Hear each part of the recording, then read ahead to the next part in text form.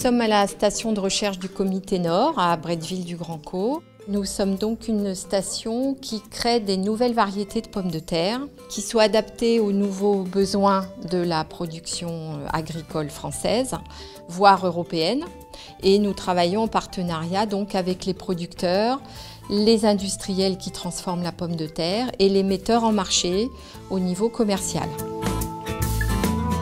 Le démarrage pour un programme de création variétale, ce sont les croisements sexués que l'on effectue entre des géniteurs que l'on a choisis pour des qualités complémentaires entre elles. Il faut compter environ une dizaine d'années pour faire une nouvelle variété, entre le moment où on fait les croisements entre des parents choisis et le moment où on inscrit la variété sur un des catalogues des pays, d'un des pays de la communauté européenne. Nous avons environ 50 000 variétés potentielles dans ce champ, c'est-à-dire les variétés que l'on pourra trouver peut-être sur les marchés d'ici 15 à 20 ans.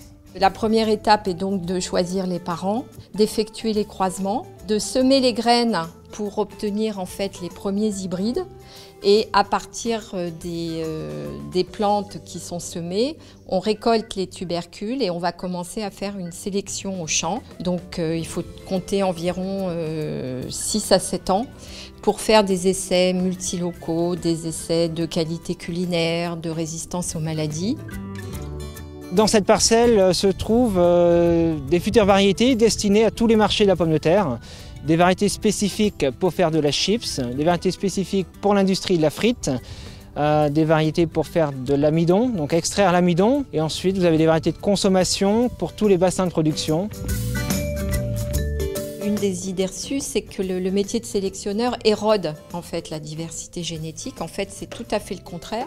On crée de la variété, de la diversité génétique tous les ans et c'est notre outil.